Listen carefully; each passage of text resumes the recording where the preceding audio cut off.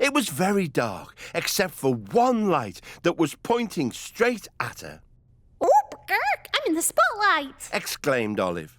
She was on stage in a huge theatre. She was wearing a frilly collar and very, very pointy shoes. She could hear someone crying and headed off to investigate. Backstage was dark. She couldn't see anyone anywhere. She noticed the sobbing was coming from under a large fairy cushion in the corner. Olive tried to lift up the cushion, but the cushion moved and cried, "Ouch!" The cushion stood up, and Olive saw that it had arms and legs. It wasn't a cushion at all. It was actually a big brown bear. Oh, sorry, said Olive. Don't worry. Happens all the time. I'm Sir Derek Jackabear. I'm Olive. Pleased to meet you. But why are you crying? It's the opening night of the play. The actress I'm performing with hasn't arrived. I'm scared I'll forget my lines. Oh, dear. Well, I could be the actress. But I don't know the lines either. This is a disaster. What are we going to do, lovey? Olive saw that there was a big book sitting on a table next to a bottle of glue. Is that the play we're performing in? That's the one. 11th Night by William Shakespeare. And what do you use the glue for? I use it to stick this false beard on for the play. A script. Some glue? I think I may have an idea. With Sir Derek's help, Olive tore out all the pages from the script and stuck them everywhere. On the curtains, on the props, even on the stage itself. Oh, I see. Now we don't have to remember our lines. We can just read them. Bravo, lovey. As Derek stuck on his false beard, Olive put on the final piece of hair costume, a huge feathery hat. Derek gave her one last piece of advice. Break a leg, lovey. Olive looked confused. It's what we say in the theatre. It means good luck. And with that, the curtain went up and the play began. Olive and Derek moved around the stage, reading the lines and acting out the play. Everything was going brilliantly until one of the big feathers on Olive's hat fell in front of her eyes. She couldn't see where she was going. One of her long shoes caught on a page that she had glued to the stage. Olive fell off the stage and into the audience. But the audience caught Olive and lifted her up high above their heads. She crowd surfed all the way around the theatre before eventually landing back on the stage. And with that, the play was over. The audience went wild, clapping and cheering. This play is a huge success, boomed Sir Derek. I have my beautiful leading lady to thank for that. He leaned over and gave Olive a kiss on her beak. Mwah. Oh, I say. I didn't break a leg, but I've got a few bruises from falling off the stage.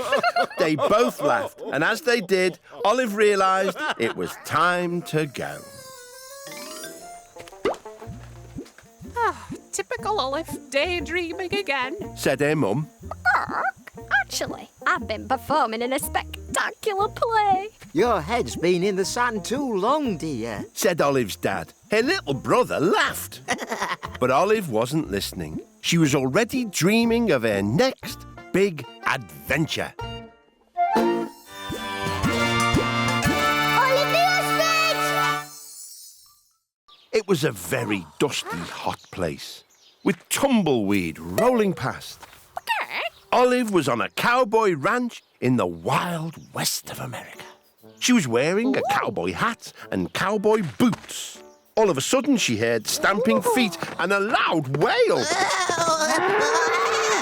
A little goat was riding along on the back of a huge bull. He was getting bumped about all over the place. Help! Help! The bull screeched to a halt, sending the poor goat somersaulting through the air. He landed at Olive's feet with a thump. Oh, are you okay? Asked Olive. Oh, yeah, I'm fine, ma'am. Howdy, I'm Billy the Kid. What name do you go by? I'm Olive. Pleased to meet you, Billy. Is there anything I can do to help? Well, I just can't get these darn bulls into the barn. My daddy's gone to town and left me in charge of the ranch. He'll be real proud of me if I get them inside before sundown. I'd be glad to help. What have you tried so far? Well, I've tried lassoing them. I've tried shouting at them. Move your big behind right now. And I've tried poking them. Maybe I can think of something. Olive looked about and saw Billy's lasso lying on the ground. She also spotted a tall stack of hay bales inside the barn. She glanced back at the bulls and saw that they were grazing on clumps of hay. A lasso. Some bales of hay. I think I may have an idea. With Billy the Kid's help, Olive tied a bale of hay around herself using his lasso. Then she stood in front of the barn doors. Yoo-hoo! Bulls, tasty hay! The bulls looked up and began to trot towards Olive. It's working. They're trotting towards the barn. The bulls started munching on Olive's bale of hay. Unfortunately, Olive was very ticklish. Oh, that tickles! Stop it! Stop it! Billy looked at Olive and was worried. Stop it! Stop it! Cried Billy. Stop it, bulls, please! Immediately, the bulls stopped munching and looked up at Billy the Kid. Why, sure thing, kid. Said one of the bulls. I think I've got it. Excuse me, Bulls. I know you'd make Billy here very happy if you all went inside the barn. Please. Oh, yeah. Yes, please. Said Billy, catching on. Well, of course we will. We bulls love politeness. You should have just asked nicely, saying please the first place, Billy. Billy and Olive led all the bulls into the barn. Oh, why, thank you very much. See you in the morning, fellas. Just as the sun was setting, Billy's dad arrived home from town. Howdy, partners. Said Billy's dad. Jeepers, you've done a fine job today, son. Any trouble getting those bulls into that there barn?